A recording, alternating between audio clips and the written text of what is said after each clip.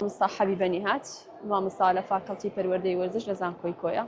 وا دیارە بەشی پەروەردەی وەرزش هەموو ساڵێک هەڵدەستێ بەکردنەوەی چەند خولێکی تایبەت هەم بۆ یاریزانە کوڕەکانمان و هەم بۆ یاریزانە کچەکان، بەڵام ئیدی لە گڕەی چالاکیەکانماندا درێژەمان بە چالاکیەکانماندا لەوەی کەوا چالاکیەکان لە دەرەوەی زانکۆش ئەنجام بدرێ. ئەمڕۆ بە بانگشتی یانەی کۆیە کچانی یانەی کۆیە لەگەڵ یاریزانانی کچانی فاکەڵتیمان هەڵسان بە ئەنجامدانی یاریەکی دۆستانە لە نێوانیان. ئەمە جێی خۆشحاڵیە لەبەر ئەوەی ئێستا لەو سەردەمەدا بواری وەرزش بۆتە بوارێکی سەرکەوتن و بوارێکی تەندروستی بۆ هەموو لایەنەکان، هەم لە لایەنی تەندروستی هەم لە لایەنی تەرفیهی. ئەوەی جێی خۆشحاڵیە لەم سەردەمەدا ئافرەتانی ئێمە بە گروتینێکی جۆشەوە لە هەم لە دەرەوەی زانکۆ هەم لە ناو زانکۆ، یعنی لە بواری ئەکادیمی و لە بواری ئەوەی کە لە دەرەوەی ئەکادیمی کار دەکات هەڵدەستن بە ئەنجامدانی یاریەکان. بەمەش دەبینی لە فێرگەکاندا کەوا یاریزانی زۆر تایبەت هەنا لە ڕەگەزی کچان و کوڕان. ئەوەی جێی خۆشحاڵیە کەوا ژمارەیەکی زۆر لە کچانمان بەشداری دەکەن لە هەموو بوارەکان و شاری کۆیش هەموو کات پێشەنگ بۆ لەوەی کە بەشداریان کردیەوە چەندین نەتیجە و دەرەنجامی زۆر باشیان هینایە. ئەمن لێرەوە دەستخۆشی لە ئافرەتان و کچانی شاری کۆیە دەکەم وەکو مامۆستایەکی زانکۆ هەموو کات پاڵپشتی کچانی بەشی خۆمان بوومەوە. هەمیش گۆتیتم ئەگەر هەر یاریزانە لە دەرەوەی زانکۆی هەبوو پێویستی بە یارمەتی من هەبی، من لە بواری وەرزشەوە لە خزمەتدام بۆ بەرەو پێشچوون و هەروەها ناوبانجکردنی شاری کۆیە لە بواری وەرزشی لە لایەنی ئافرەتان.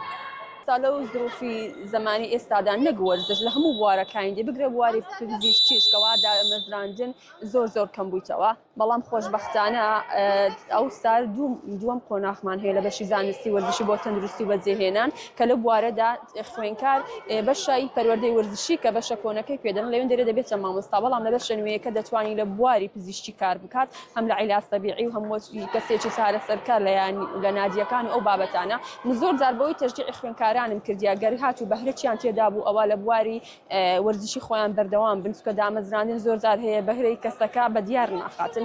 لەوانەیە ئەوان لە بواری وانەوتنەوە لە بواری ئەکادیمیەکە وەچک و شتێکی ئیجباریان لەسەردی، بەڵام ئیختیاریەکە ئەوەیە کە بەهرەی هەیە دەتوانی لە دەرەوەی دەرچوونەکە هەم لە قاعەکان دابمەزرێتن، هەمیش لە ئەو قاعەمەلەوانیانەی کە هەیە هەم لە کوێ و دەرەوەی کوێ، چکە ئێستا دەزانین خەڵکێکی زۆر لە ئافرەتان لە بواری وەرزش لە قاعەکان هەم لە بۆ تەندروستی خۆیان و هەمیش لە بۆ زەوەکی تەفریحی ڕوتیە دەکەن. لێیە داواکارم لەوانە بەو جۆرەش پێم گۆتینەکەوا دەتوانن لە دەرەوەی مامۆستایەتی پیشەی وەرزش بەردەوام بکەن.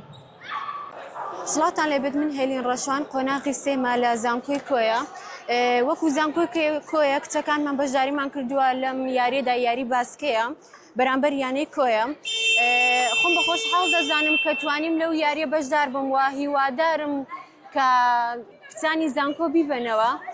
گومان گرنگە کچەکانیش هەلێکیان بۆ بڕخسێتن کە لە هەر یاریەک بێتن یاری بکەن، توانای خۆیان بەدەرخەن، چونکە کچانیش هیچیان کەمتر نییە لە کوڕان، شان بەشانی کوڕان دەتوانین یاری بکەن. دەتوانین کچانیش بەژاری یاری نێودەوڵەتیەکان بکەن. هیوادارم هەلمان بۆ بڕخسێت، ئەمەش بێگومان لەلایەنی پەیوەندیدارەوە دەبێت هەلمان بۆ بڕخسێ بتوانین یاری بکەین. دەبێت شوێنی دیاریکراوە هەبێتن بمانگەێنن، چونکە ئەوانە زۆر گرنگن بۆ ئێمە. هەلی کار نییە لە دوای دامەزراندنیش ئەگەر هەر خوێندکارێک بتوانێت بەوانە بێژیش بێت، وەرزش بەوانە بێژ وەرناگیرێت. یعنی لە هیچ خوێندنگایەک هیچ هەلێکی کارمان نییە، پێویستە لە کۆی یانە بکرێتەوە، شوێنی ڕاضە بکرێتەوە، هەروەها چەندەها بواری جیاجیا بکرێتەوە. گۆڤەر فواد یاریزانی یانی وەرزشی کۆیم لە یاری باسکەدا. ئەو ڕۆکو یاریزانی نادی کۆیە بەشداریمان کرد لە یاریەکی دۆستانە لە نێوان فاڵکەتی وەرزشی کۆیە لەگەر نادی وەرزشی کۆیە. پشتیوان بەخوای گەورە یاریەکی بەسەلامەت و بە هیوای سەرکەوتن بۆمەلای. وەڵڵا زۆر لە شاری کۆیە تابرەی گرنگێکی جوان بە وەرزش و ئەوانە دەدەن. ئەمە هەمومان هەروەکو لە بۆ شاری کۆیە گەمەی دەکەین، هیوادارین کۆیە بستەنە و یەکێک لە شارەکان و لە بۆ هەم وەرزش و هەم لە بۆ شتەکانی. زۆر گرنگە لەلایەن ئەو مامۆستایانەوە ئەمە زۆر گرنگێکمان پێ دەدرکەوە، وا دەکەین بڕوامان بە خۆمان هەبی بۆ ئەوەی بەشداری یاریە گەورەکانیش بکەین.